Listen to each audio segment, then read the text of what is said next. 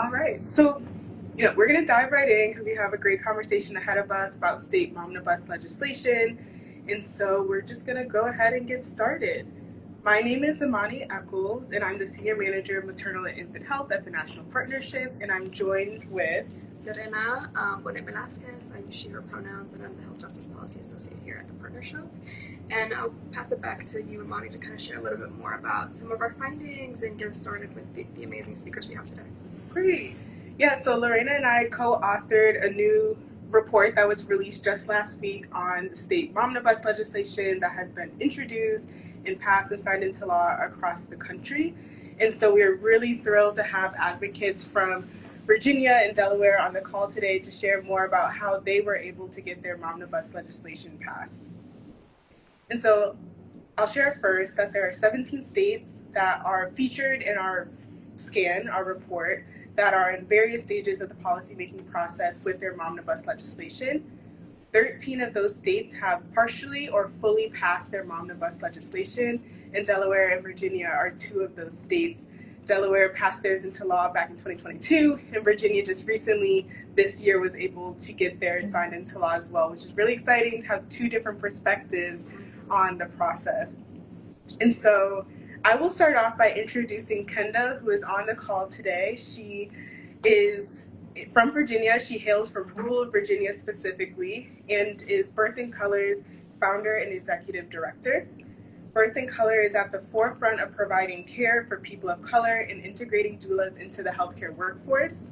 In addition to training people of color to become doulas and conducting racial bias training for healthcare systems and workers, Kenda is a true leader in the field. I cannot emphasize that enough. A true leader spearheading initiatives to raise awareness and address disparities in Black maternal health in Virginia.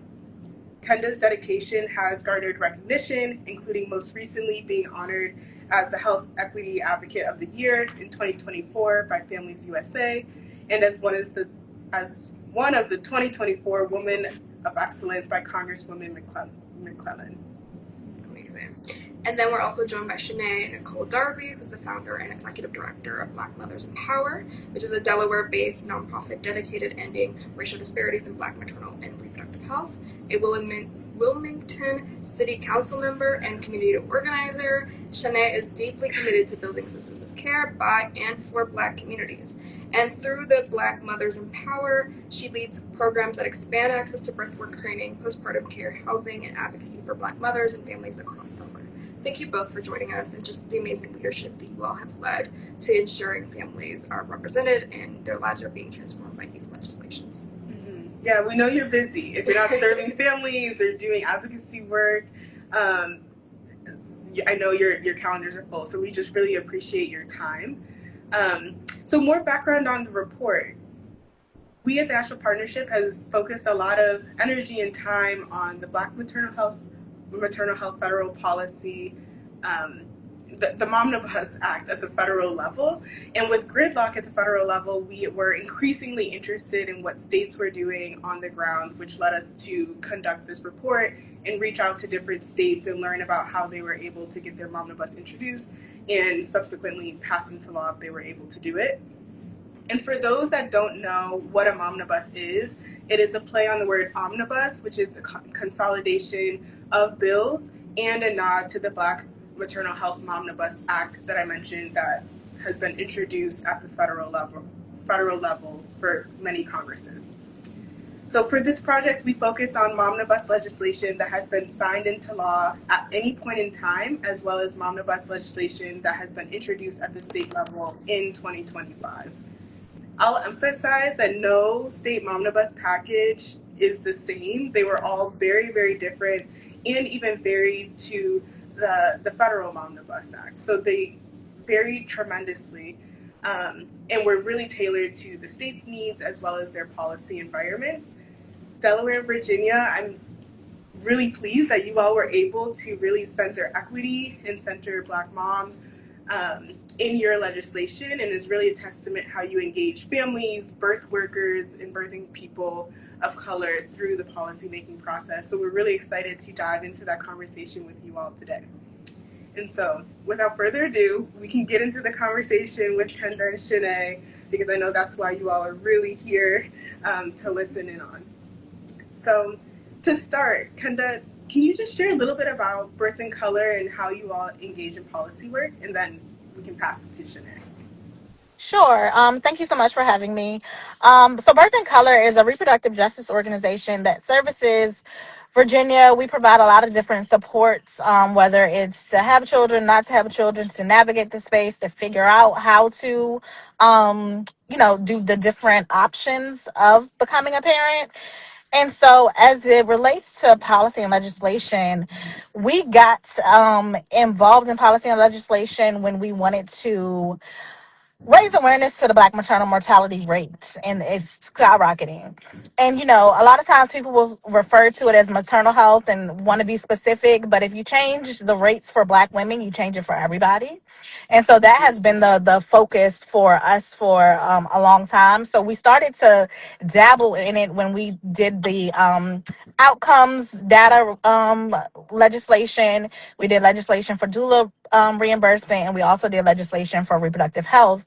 And once we talk to our clients, when we talk to different, as I started to teach racial bias training to healthcare providers, just listening to what they really believed was like alarming in itself. And so that's when I was like, okay, we need to like really figure out how does policy and legislation truly work, and how can we use it to change the rates and change the outcomes and make sure everyone is truly paying attention no matter what healthcare system you are operating in. And so that's how we started to get into the policy work. Great. And how about you, Shanae?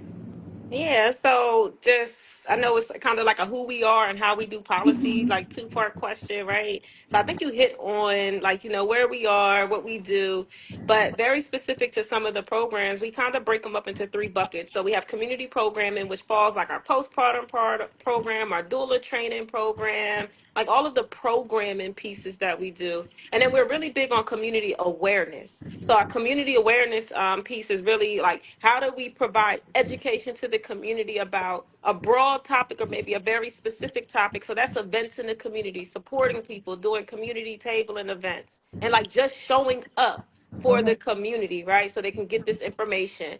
And then our third bucket is community organizing, which falls into how do we do policy.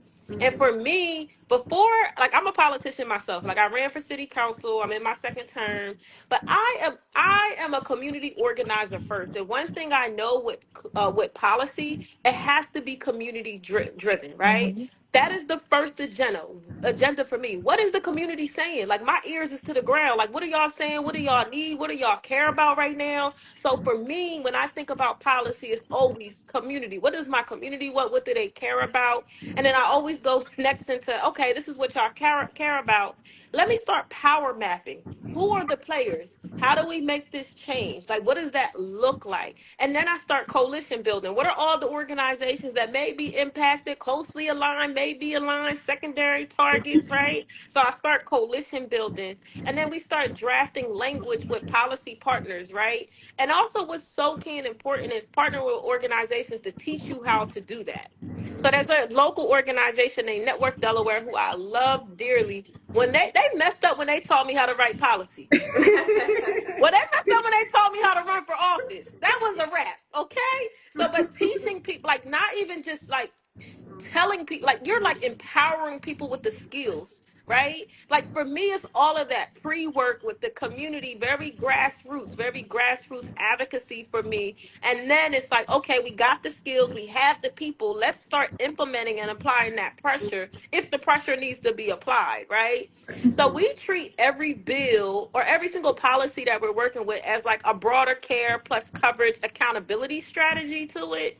And like when I think about how do we do policy, man, I am a community organizer first. So it's always community first for me. So That's amazing. And I really like how you spoke to the fact that you're on the ground and you are closest to the issue. So it's so important that you're using that platform and amplifying the stories that you're hearing through your work and that you know are true at the policy level and in your advocacy work. So that's really, really great.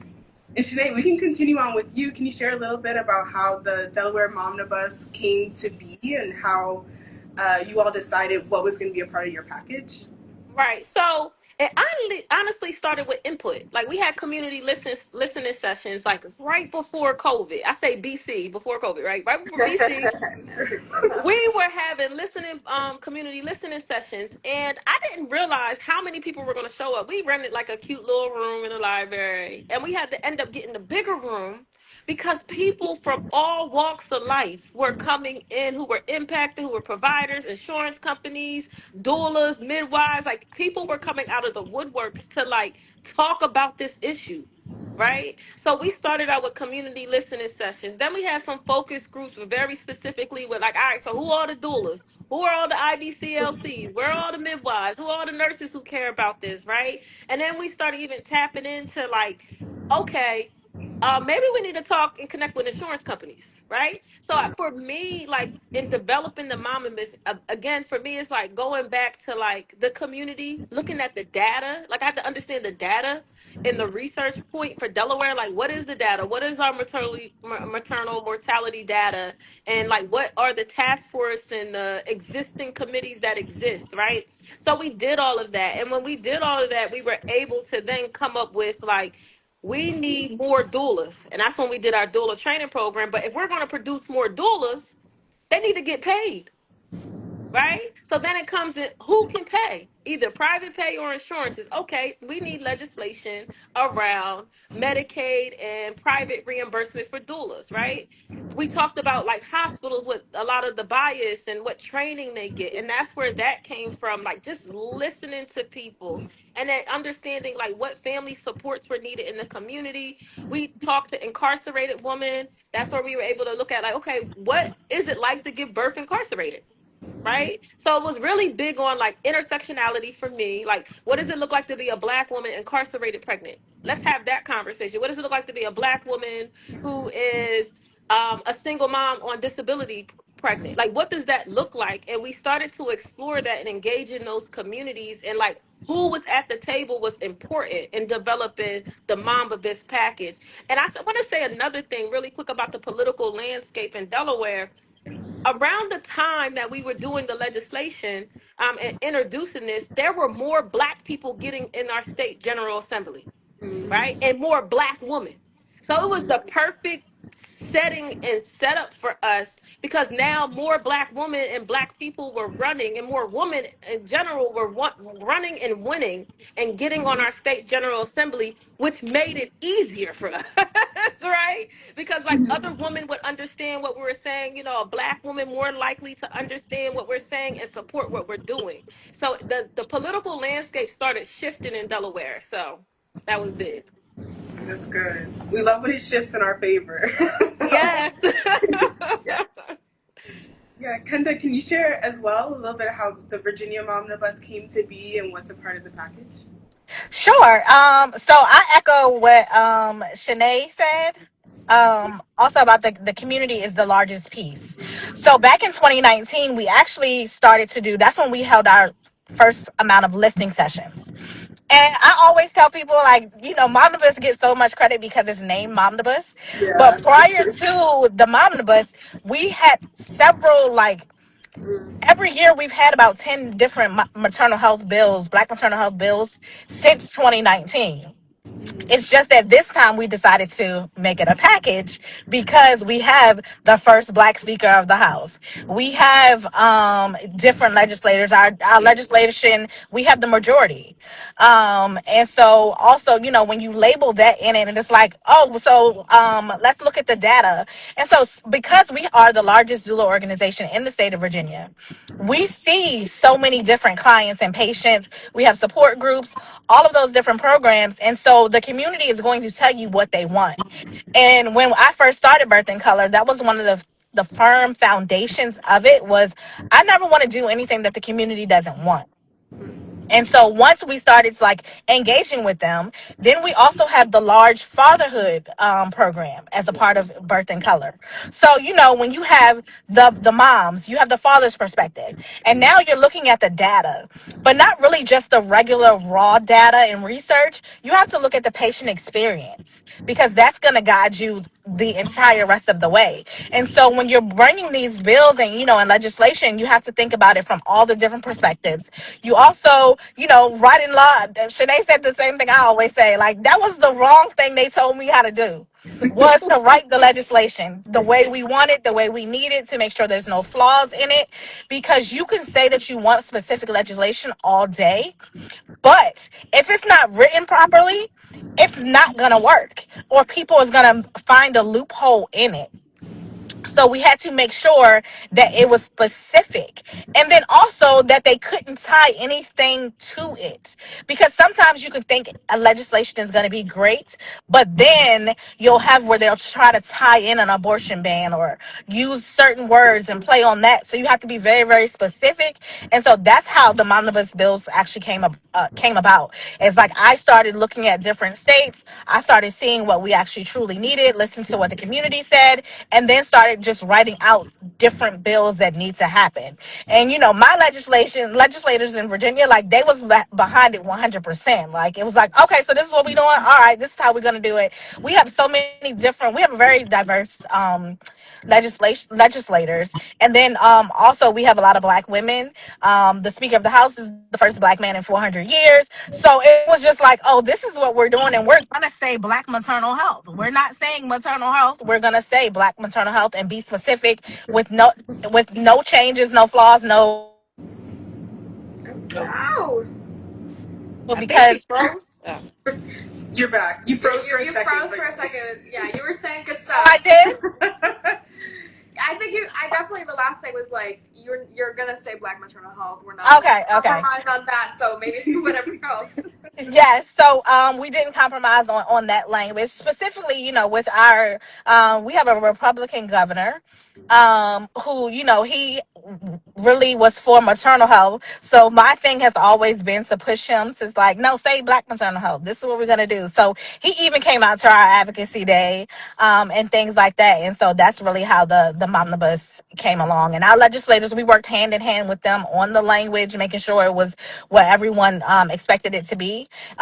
Work with community members, make sure they read it before, we just put it out there. So it was definitely just a great experience. Amazing. Yeah, that's amazing that you all made sure to center folks closest to the issue because those are the folks who know the solution. I'm curious, how did you all engage the community once the actual bill was going through like the House and the Senate? Was there any sort of efforts to get people to like lobby and speak to the legislative members? Yeah, I know we did like a letter campaign. We did outreach to the legislators, the listeners. One thing I wanted, like, engaging families and even birth workers. We made sure, like, when we were having events, like childcare was covered, meals were provided. Like those, you like to get people engaged. You got to try to meet their little like basic stuff, right? And I knew that was important with like the type of work we're doing with policy engagement. So like when I think about it, like we did a lot of that, like a lot of conversations, a lot of Zooms, conversation to mobilize people hitting their basic needs, collecting testimonies, right? And I think that was really key and important for us, like engaging the families and the birth workers, like throughout the process, like community, community, community, right? So.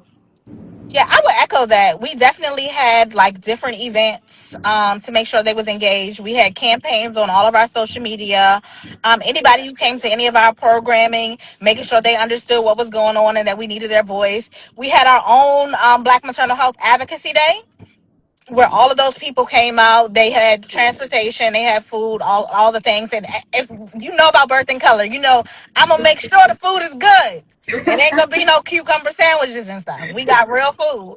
So they really came out. They went into we taught them how to talk to the legislators, because sometimes people are really afraid to tell their story. So we gave them that education piece on, like, no, you need to talk, use your voice, empower them to use the power that's already inside of them, remind them who they are.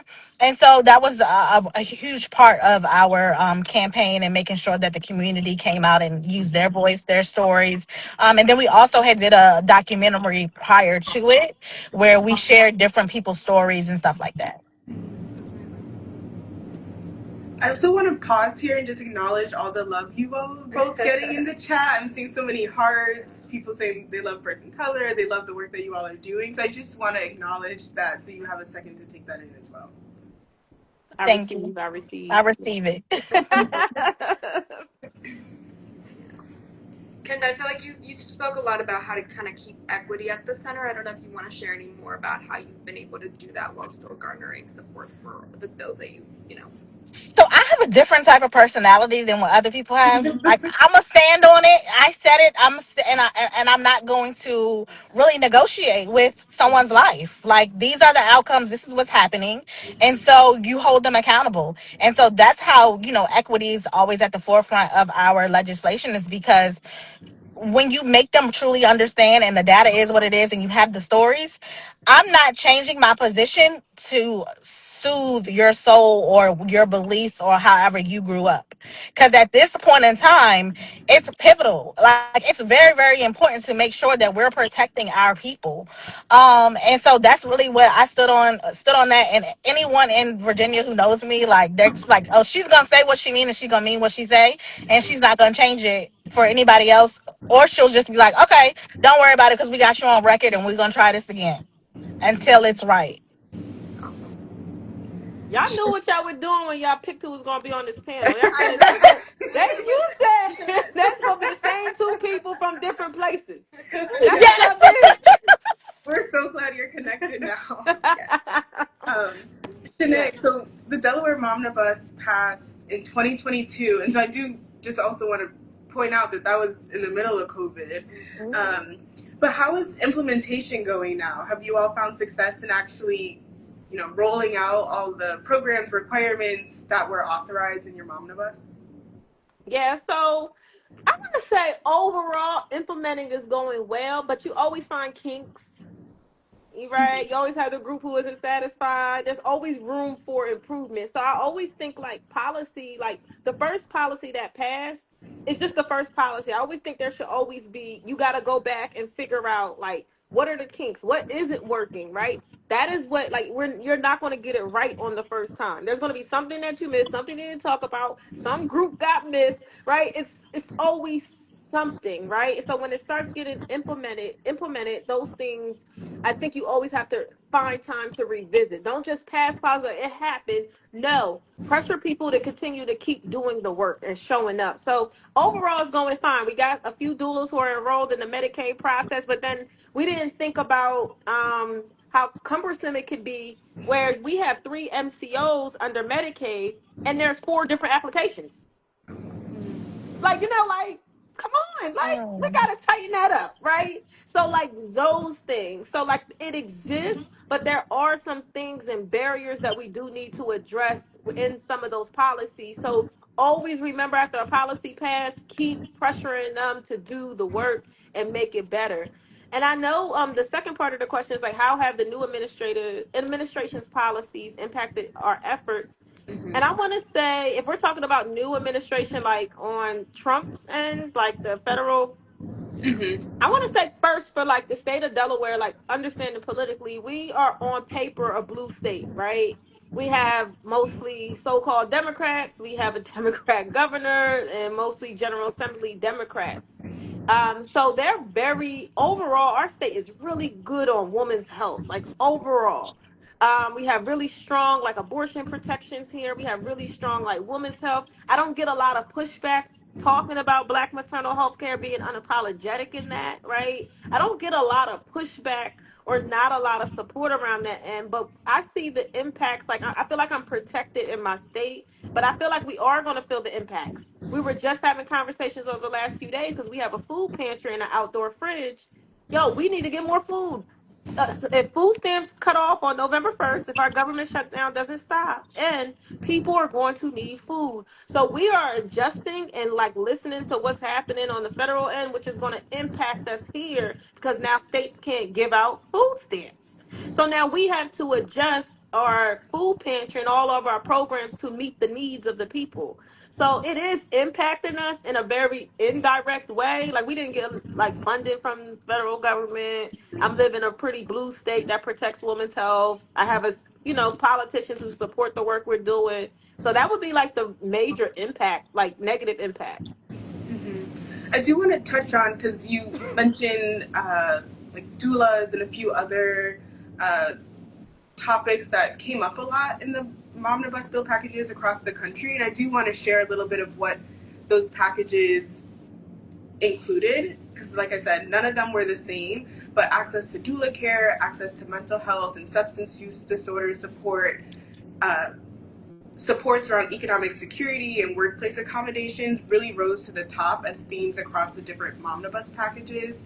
And then secondary, access to birth centers and the midwifery model of care, lactation support, Yeah. as well as digital health and mobile health options. So those were really big themes across the different packages. And especially as it relates to Medicaid, there were several different provisions about increasing access to doula care through the Medicaid program, or access to remote patient monitoring through the Medicaid program. And Kenda, I'm so curious, are you all thinking about how the cuts to Medicaid, the federal Medicaid program through HR 1 that passed this summer, are you thinking about how that may impact your Momnibus that was signed into law this year? So yes, we have been thinking about it. But we are in a trifecta election for Virginia. Mm. So we really are thinking about it, but we're trying to think about this race. And I'm on the C3 side of Birth and Color for this Instagram live, so I really can't say but so much. But so we're just really working really, really hard to make sure that people really understand the policies and how to vote on the policies, and not really what you see on the TVs and all the stuff, but vote that way. And I think once we get through this election, we can really focus in on, okay, what's going to be missing, what's going to be happening, which our General Assembly had already been preparing for this prior to the election. Like, once um, Trump was voted into office and we had already reviewed Project 2025 and what that was going to be like, we had already started looking at this after session about what may need to be done. So we have a little bit of a headway when it comes to, all the things that could be cut, but also our legislators are looking at, like, okay, what budget packages, what things can we put into place, even with the November 1st thing that's actually happening, where people might not get their food stamps. In Virginia, we've reached out to the USDA and said, like, you have money in other pots that you can pull from, and just trying to hold them accountable for that side to see if we can protect Virginia as it relates to, what's actually happening, what's changing. And then as it relates to the reimbursement model for doulas, we do have different programs already for people who didn't qualify for Medicaid but still wanted doula services. So the goal is to just, like, revamp those and try to figure out how to put more money into it so that we can still continue to service the people that will have to lose their Medicaid. But we'd already been looking at this prior to all these executive orders and all these bills being passed, because we already knew what to expect. I always like to remind people of, like, this is what Black people told you was going to happen, that is happening. And so now we're in our rest mode of, like, oh, okay, y'all can go ahead and go be crazy, because we've already told you, and you continue to not listen to Black women. But you have to start to listen to us, because we can see the things ahead, because a lot of the things we've already been affected by previously. And so when we hold them accountable and we talk about those things, we're like, well, we already went without, so we know how to pinch a dollar into to make it appear that it's $20. And so, just making sure that we're having those conversations with different people as they're coming out with funding, even our funders, our philanthropists, all of those type of things, just having those real conversations. Yeah, yeah. Thank you so much for the work that you're leading to make sure, like, that sort of harm reduction that needs to be done in light of these bills and what we're seeing at the federal level. Just for both of you, as we kind of close this amazing conversation, what advice do you have for states like the ones that you're in? I know you're coming from different states and a very different political environments. Like, what would be the advice if another state like your state with similar politics wants to pass an omnibus? What would you tell them? I would say we from different states, but we seem like we have the same personality, honestly. I agree. I agree. So, I mean, you really have to be able to say, like, what is the community want? And make sure the community hold these people accountable. Because you have to remind these people, you're in office because we elected you to be in office. We could take that away at any given time. And until we start to use our power in that way, then you won't see change in your state. And you can't just back down for a little piece of money either. Because sometimes people will be like, oh, here's some money, we're going to silence you. No, you could keep your money because I'm going to make sure that my community is serviced for a long time. And so you have to be willing to not receive pennies just because they want you to be quiet. That's Mhm. always going to be like really, really important, because sometimes I listen to community organizations and I'm like, hold on, you done lost the way. I'm gonna need you to go backwards, because now you're just taking things for no reason. And as it relates to your state, you don't have to do a Momnibus package based upon someone else's state. You need to figure out what your state's needs are and go from there, because that's going to be your power also, because they still want to see data, they still want to see statistics along with the patient stories. So making sure that those community members and those members of the community that have been in the community for a long time, making sure that you got them on your team, because people are going to refer to them also. It's like, oh, this lady been the lady on the corner that fed everybody even when people didn't have regular couldn't get food stamps. So you have to make sure that you're engaging those people also, and making sure that to see what they want or what their requests are, because they've been in the community for a very, very long time. They be like 90 years old, but still giving you tips and jewels and stuff that's going to impact and be helpful along the way. Mhm.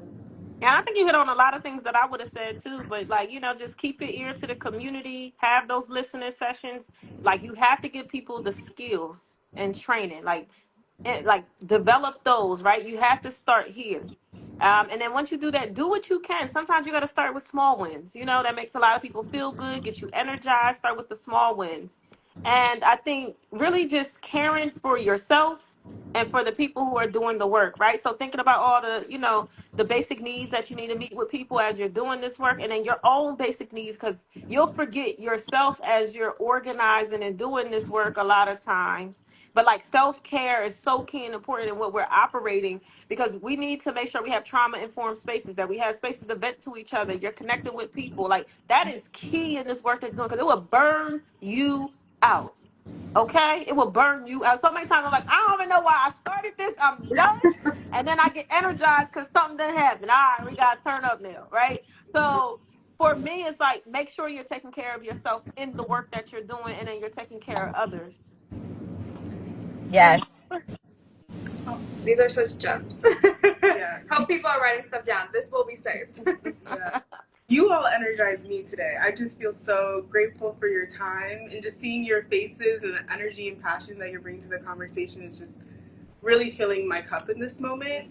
Um, that brings us to the end of the interview, but I do want to share a little bit more about the resource and what we're intending to inspire from it, which is one, that other states also consider introducing a Momnibus or other, comprehensive maternal health bill packages.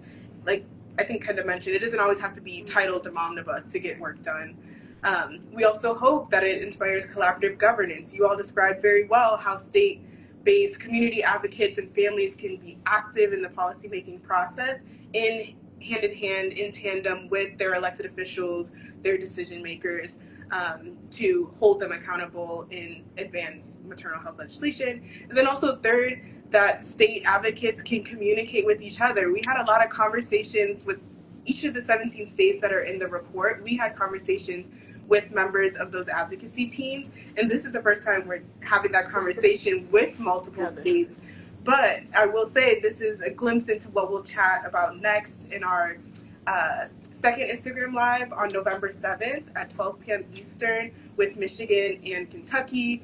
The link to that with more information into the report is in our bio. But I will say Kentucky and Michigan, they were on different ends of being able to give advice to other states as well as receive advice from other states while they were trying to advance their Momnibus, which is something we're really trying to galvanize from this resource. And I will also say that Kentucky is Lorena's home state and Michigan is my home state, so we're very excited for that second conversation. Yeah. Mm-hmm.